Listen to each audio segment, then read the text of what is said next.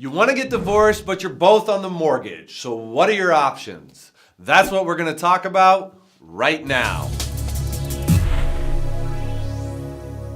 Hey everyone, welcome to Illinois Divorce TV, where we break down everything related to divorce and custody in Illinois. I'm attorney Robert Buchanan. Now let's dive in. All right, so today we're talking about the marital home, or any piece of marital real estate for that matter. Whatever the property, it's got both you and your spouse on the mortgage, and you're trying to figure out your options. The first question is whether the home has equity. If it does, great. That's going to open some doors for you, and that's what we're going to talk about in this video. If it doesn't have equity, your options are less, but you still have a few. Check out my future video for options if this is your scenario. The next question or decision between you and your spouse is deciding what you want to do with the home. Do you want to stay in the home? Do they want to stay in the home? Do you want to sell it?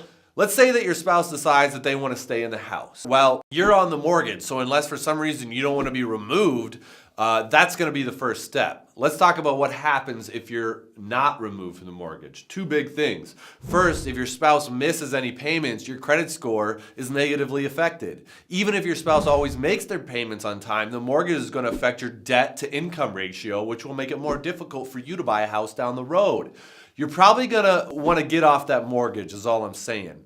But that really depends on your personal situation, and I always advise talking to a lawyer about these things. So how do you get off the mortgage? Refinance.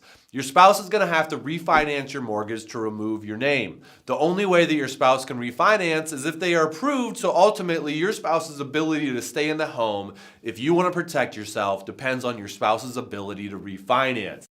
If your spouse is working and the house has equity, chances are pretty good that they will be able to refinance, but there are no guarantees. So how do you protect yourself if they are unable to refinance? You don't want to be stuck after the divorce with your spouse living in the house, you're still on the mortgage, and now your spouse is struggling to make payments for whatever reason. And you have little to no practical recourse. Many marital settlement agreements include a plan B for this type of situation. Specifically, they include language that if the party that is supposed to refinance doesn't within 90 days or whatever number of days you choose, then the house has to go on the market and the proceeds will be split by the parties. Another option could be that your spouse does the refinance before the divorce is finalized.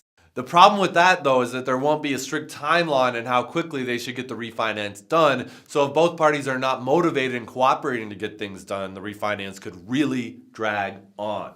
The final option is selling the house and splitting the proceeds. You're going to have to make some decisions here. As you know, selling a house is a bit more complicated than selling a couch on Craigslist. And your goals and your spouse's goals in selling a house might be different. Your priority might be a quick sale. Your spouse is the highest price possible. Let's lay out some of the discussions you and your spouse are going to have. First things first, a real estate agent. How do you pick one? You're going to get offers for purchase of the house that are lower than your asking price. How do you decide whether to accept? There are going to be closing costs. Who pays for those? The house might be on the market for a bit. Who stays in the house when it's on the market? Who pays for the mortgage and the utilities while it's on the market? In a future video, I'll go into each one of these in a bit more detail and lay out what you might be able to do for each issue. There you have it. A few options for when you're both on the mortgage and you got some equity.